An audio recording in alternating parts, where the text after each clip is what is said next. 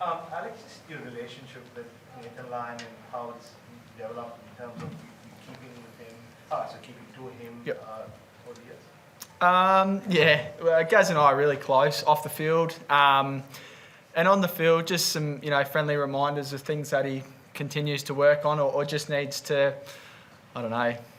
He's pretty good and he's pretty experienced, but just a few words or a few things that he likes to focus on. But yeah, close relationship. I thought he bowled really well. Plenty of energy. Got rewarded late, but felt like he worked through a lot of plans, a lot of fields, and hung in there and took those 3 wickets. Sorry, just in the lead up to the Stokes dismissal as well, you were having a chat with him in that ball. Just continued to bring the energy late in the day.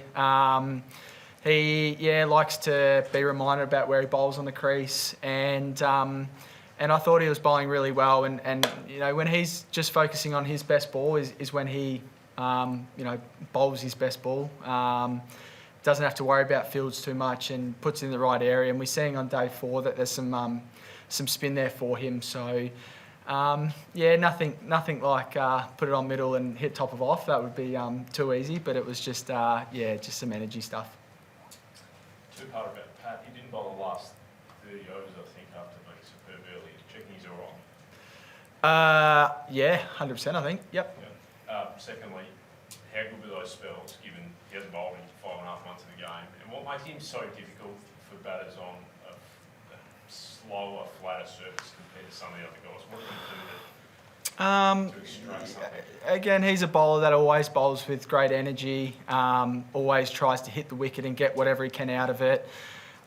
His first ball might be a little bit slower, but then he's straight into it, and his spells are a bit similar. Yeah, it's great to see him back after quite a long time to come in and get what he can out the wicket, and even if the ball's a little bit older, he still finds something. It's not surprising. We know he's done it for years and years. He's leading beautifully as well, but it's great to see him, really extract what he can out of this wicket. Thought he bowled really well with the new ball actually as well, just before lunch and just after lunch.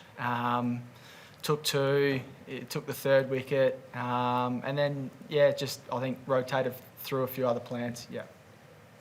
What's your thoughts on Brook's dismissal and how critical that wicket was at that time? I played shots like that, so I can't really comment. Don't know. Great wicket for us. I thought he had success playing the reverse sweep, and all their players actually played their reverse sweep really well today, and it can be the downfall. Yeah. Alex, whenever there's an appeal, you very purposefully walk up to the other end, and obviously quite strong with your opinions. I just wonder if you can talk us through the importance of a wicket keeper's body language and the contributions that you make, and is that something that you are very conscious of and work on a lot? I normally have a good view of the game, so Paddy likes to hear my voice when it comes to DRS and what we've seen. Certain plans throughout the day if there's anything that I'm noticing. But I think the full group's really open to suggestions. Paddy's really welcoming to guys, offering thoughts. There's no Steve out there as well, so he's normally the vice captain and a great cricketing brain. So, there's always little opportunities to pitch in and help out. I think as a wicketkeeper, you normally have a pretty good view on it. And that's probably why, the keeper goes in, the bowler goes in, and the captain goes in. Is the body language important from you, as well, in that situation? For a DRS? If I think it's out, I'm normally a bit more up and about. If I'm not sure, I'm probably not too convincing. But I think when it's 100% out, and then there's other ones where you're sort of suggesting maybe go upstairs, and that's probably when the doubt comes in. But I think body language is pretty natural when it you think it's out 100%. Yeah. 3 or 4 more here first.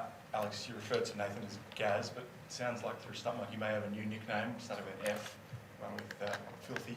Have you heard that one? And what's that I think he might have used the word last week, didn't he? And if you say something this cricket team, you don't get missed. So Yeah, look, he's very much loved around the group, and takes it with a big smile on his face. So he's bowling beautifully. Yeah, there's a few new nicknames this series, isn't there? What are some of the other ones? Oh yeah, Chich the other day. Yeah. Alex, did you have a view on whether Marnus Labuschagne's catch was better than Steve Smith's one from the previous Yeah, that's game? another talking discussion at tea when Steve was sitting down there. I think Steve had a split second less time. Yeah, both very good catches. What's your thoughts? It couldn't split it. But Neither could I. how much work goes into the fielding and the catching? Like how much work goes into that? Oh, lots of work goes into it. Yeah, it's a huge part of the game. And Marnus is, I think we all know, he's always doing something. And at training, if he's not batting or bowling, he's fielding. Steve's out, so he's in a second slip. It always works hard in his fielding. And it's great to see, I guess, rewards for that. But yeah, they're quality fielders. All the boys in this team, but Marnus and Steve are pretty special behind the wicket. And yeah, big catch, to get our second wicket today. And I can't split them either. Alex, just wanted to ask you about the Ashes series here 4 years ago when you were just starting out, and then to now, like in terms of particularly wicket-keeping craft, like if you look back to yourself 4 years ago, what are you doing now, I guess, that you've learned since then? Oh, tough question. I guess I've kept to the boys, for 4 years longer. Worked with Andre Borovic, our fielding coach, for 4 years longer. I'm 4 years older. I'm not 100% sure what's changed. I think you work out what areas you need to really focus on, and what you throw your energy into when it comes to training, and what's less important, and training with purpose and intensity at the right times. It's a tough question, but I'll continue to hopefully improve my game and Just on that quickly, sorry, Colin. The concentration levels of you and the guys collectively has seemingly been up. You've been able to keep it at a really good spot almost the whole way through the series. Like you're expecting the edges to come, but even with Marnus today, it looks like you're in a good spot there for the it's really important, I guess, to be focused when the bowler's running in, and Paddy's got a really good calmness about him as well, which keeps the group really level. And when things are going well, stay level, and when things aren't going our way, stay level, and probably makes it easier to focus on as well. So it's a quality cordon next to me. No Steve this week, but Uzi's very experienced. Marnus loves it and always got energy. Weathers are heady around the bat. There's always a lot of buzz around. Yeah. Alex, you do see Nathan bowling closer than anyone else. Can you talk to how he is able to bowl different on different surfaces? Because I think a lot is made of the way he's able to use the bounce here Australian wickets. It's rare in Australia he gets to bowl on wickets that spin like this one. So just the way he changes his bowling.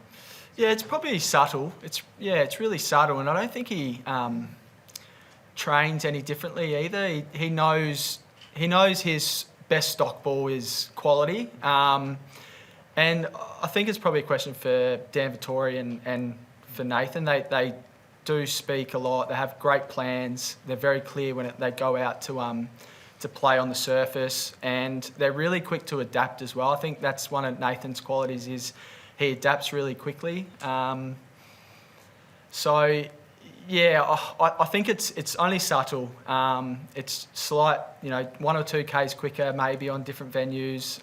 It might be slightly squarer, might be around the wicket. But I wouldn't say it's coming out the hand too differently. I think it's just really subtle changes in pace, potentially length as well. Yeah. Josh? Just in a follow-up to that fielding question, given that Marnus is always in the hot spots and rarely drops a catch and gets a lot of run-outs as well, do you think the case could be made that he's among the best or the best fielders in the world? Don't tell him that. He's pretty good. Yeah. Hopefully he doesn't watch the presser. But no, he's fantastic. He is. He's I think for Marnus as well, when he had his time out of the team, you can really notice how much energy he does bring to this group. And he was fantastic when he was on the sidelines. He was always working hard.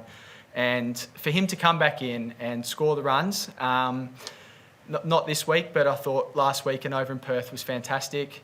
He also brings so much when he does get onto the field and plays for Australia. So highly skilled player, but he brings a lot more than just the skill. And he'd have a case to argue, I think, as one of the best fielders yet. Last one. Did you have a question? Oh, no. All done? All good. Thank you. Cheers, guys. Thanks. Thank you, Alex.